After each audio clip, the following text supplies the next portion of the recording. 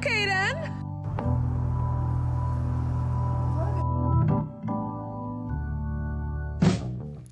I forgot to do an intro, so here's a picture of Nene Leakes. Hey guys! I haven't done a news update in a while, but today I just wanted to talk about a momentous milestone, I guess, in this COVID-19 journey, and that is the UK death toll reaching over 10,000. So as of today, Sunday the 12th of April, the UK death toll is now 10,612. This does not take into account those who have died in care homes or in their homes. It's literally just people in the hospitals who this number includes at the moment. And we need to also take into consideration that even though it is I think 20% less in terms of number of deaths per day. So the day before was 900 plus, and today I think is 700 plus. So it is about 20% less. Although I wouldn't get too excited about this because one, lives are still being lost, and two, it's a bank holiday weekend, which means that there's going to be less reporting and less accuracy probably because of because there's not enough resources. So yeah, that's kind of where we are at the moment in terms of death tolls.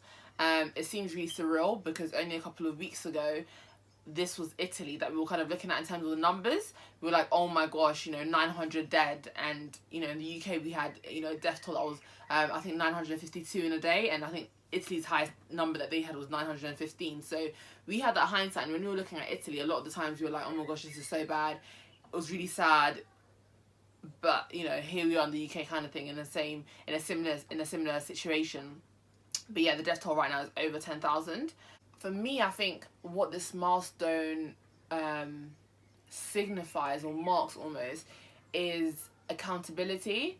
I don't think our government are being held accountable enough at the moment.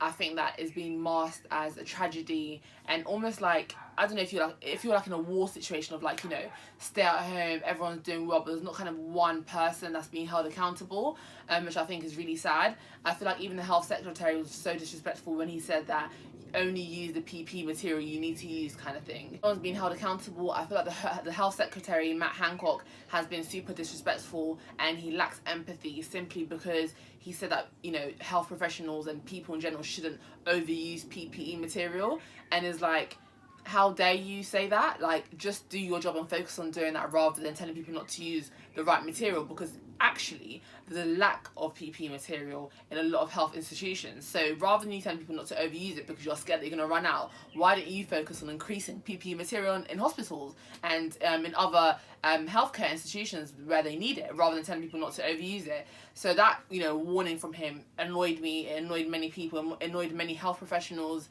and it was a disgrace basically coming from government. I feel like there definitely needs to be more accountability. I feel like the journalists who are asking questions during the daily briefings, I'm honestly tired of, because I follow it diligently every single day. I'm also tired of the journalists because I feel like the questions are very samey. They're not hardcore enough. I feel like there should be some kind of questions coming in from the public. I know the Chancellor Rishi did a public questions where he kind of said, submit your questions from the public, but even that way the questions were able to be vetted. But I feel like if you're in a position of leadership, you should be able to be accountable to those who you're serving, and they should be able to ask you direct questions, and you should be able to answer it. And if you can't answer it, then you come back, because oftentimes in leadership, in any kind of role, whether the Prime Minister, Health Minister, Chancellor, whether you're a project manager, and you're held accountable by your stakeholders, if you don't know an answer, say you don't know, and say I'm gonna come back to you, rather than giving wish-washy answers. But obviously we don't have the opportunity to ask direct questions, which is an issue. And I just feel like journalists are not being hardcore enough. Some of the questions are just a bit like, you roll your eyes and you're like, are you actually being serious? So yeah, please do better, journalists. We're tired of you. And yeah, if we take it back to, I think, thinking about Italy, because I think that was kind of one of the major outbreaks in Europe. It also makes you think, whether or not the UK did act too slowly, and did we take the hindsight almost that we had for granted from Italy? Should we have, put better things into better measures into place to try to curb this outbreak? I don't know, but as the days play out, I guess we'll see. And just discussing the 10,000 death milestone is important, I think, for me as a black person, and I think a lot of black people at the moment. There's been a lot of talks of, and it's been statistically shown, even with the doctors who have passed away, for example, that a high percentage of them are from the BAME community. Usually that's not my kind of go-to word. I kind of just talk about black people if I'm talking about I was literally about to go off topic and start talking about the term BAME and why it's not my favourite term, but I'm trying to stay on topic and organise my thoughts, so please bear with me. It's quite concerning because there are lots of black people who are dying from COVID-19. A lot of BAME people, black, Asian and ethnic minority people who have actually died from COVID-19, a higher percentage. And out of all the doctors, I think there's quite a high number of doctors who are from the BAME community who have passed away from COVID-19. So it makes you think, why are we dying so much from this virus? At the moment, studies are not being shown, so we can't actually see the percentages. At the moment, on the NHS England website, the breakdown is by region, by trust, and by age. But there's no breakdown by background, and that would be really interesting to see going forward and see whether or not it's true that a large proportion of black, Asian, and ethnic minority people are dying from COVID-19, and if so, why is it the case that they're at higher risk? That'd be really quite interesting to see, because right now there is a lot of speculation or just a lot of numbers that we're putting together, but to actually know the root cause of the why, we don't know as of yet. So that's quite interesting. As well, the fact that a lot of people have been called back out of retirement to work in the NHS is good, because people in hospitals need those people. Having family members who have previously been in hospital, or just understand that hospitals need workers at this moment. But it's also really scary because it makes you think that, as a black person, am I only valuable when this country needs me? It really calls that into question. We saw after post-war the Windrush generation coming into the United Kingdom to work as nurses, doctors, etc. And then the Windrush scandal happening just a couple of years back, where that people are being told to go home or go back to their respective countries, whatever that means. Because what does go back mean, really and truly, when you've always been when you've always lived here, or you've been brought up here for a very long period of time? But anyway, that's a discussion for another day.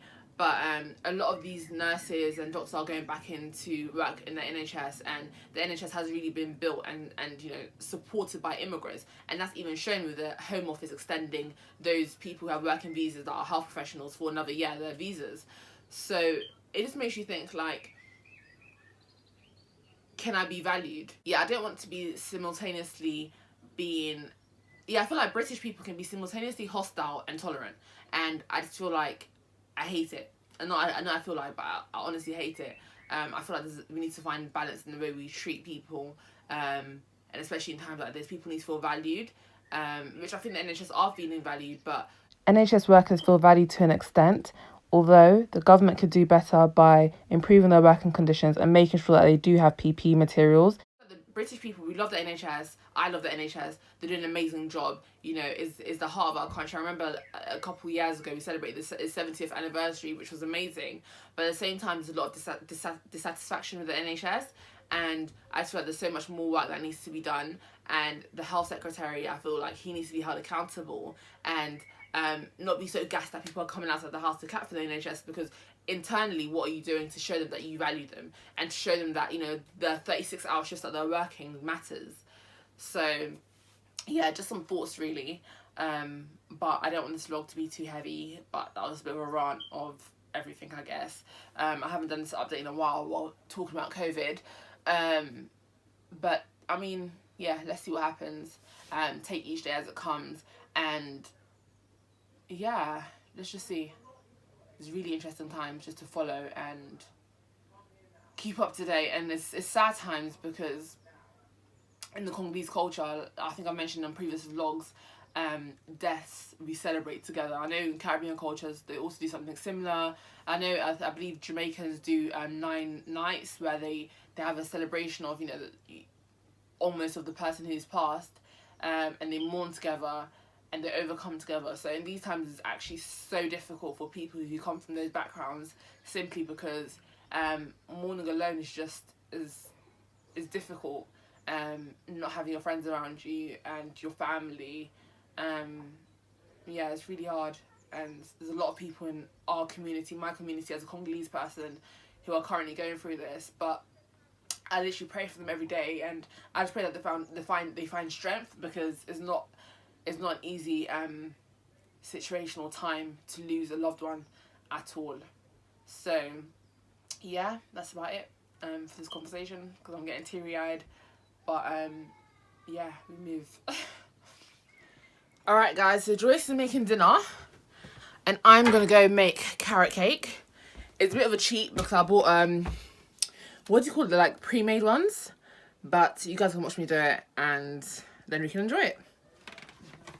Okay, so cake time. I'm adding in 3 large eggs into a bowl, followed by some vegetable oil, 7 tablespoons.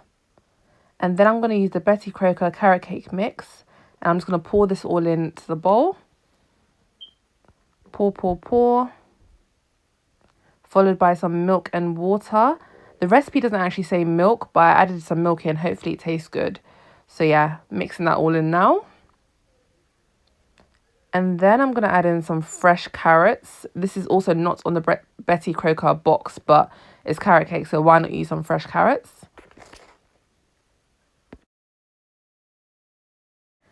Followed by some nutmeg. I'm using half a teaspoon.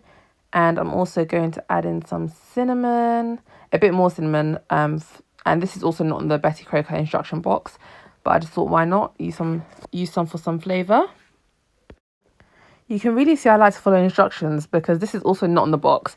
But I'm adding in some raisins because I love raisins in carrot cake. Gonna give that all a good mix now.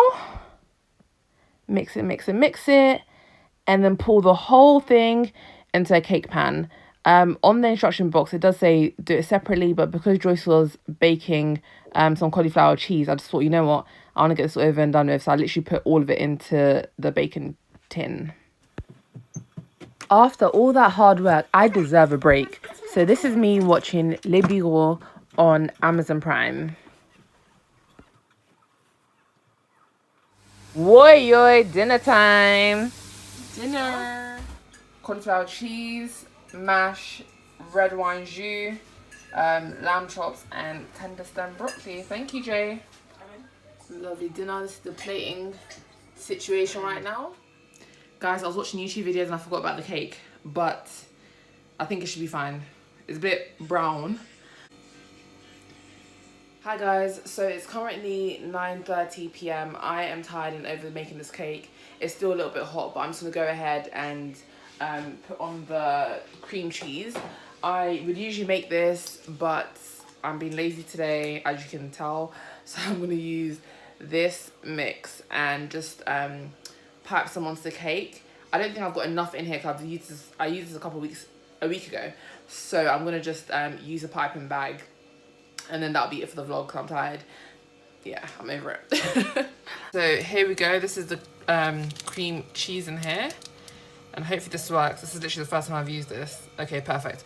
I'm gonna just decorate the middle because there's not enough. This is literally all I have for the whole thing. So I'm gonna just decorate the middle and put some chocolate on it. Wish me luck. Okay, so basically I started to do a design on the cake, but it just flopped so much. So I literally just got the cream cheese and I put it all over the cake, and then I started to decorate it a little bit. So yeah, that's what I did, improvise. Okay, so I tried again with the piping bag and it just takes a bit of practice, I think. But anyways, I put some chocolate eggs on top of the cake simply because it was meant to be an Easter egg cake, even though I finished making it at 11 p.m. And put it in the fridge.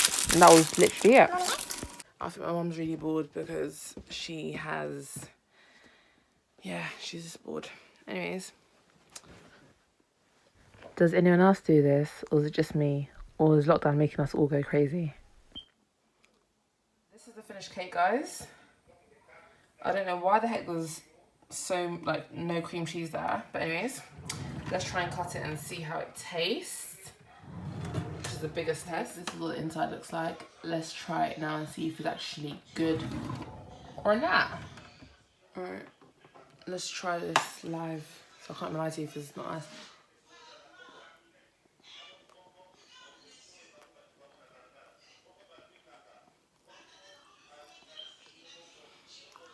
I need more sugar. Very carroty though.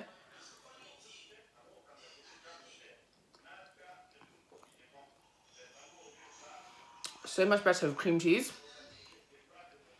That is quite savoury and very, very carroty. Like, over-exaggerate carroty. My lips are so dry, I'm so sorry. Yeah, I need sugar. When you eat with the cream cheese, it's fine. But other than that, I need sugar. It's overly carroty. And next time I'll be making my own carrot cake mix. But it's okay. I'm not excited about it at all. And I like carrot cake a lot. It is moist. I don't know what went wrong. Maybe because I put milk. And it didn't actually say to put milk, it said only put water. But yeah, there's something about it that's not quite right. It's not bad, but yeah, I wouldn't follow this recipe if I was you. Anyway, guys, thank you so much for watching. I really appreciate you guys. It's super late. I'm going to edit the rest of this video and get it up. And yeah, see you guys tomorrow. Please like, comment, subscribe, and just thank you so much for showing me love and watching my videos, basically.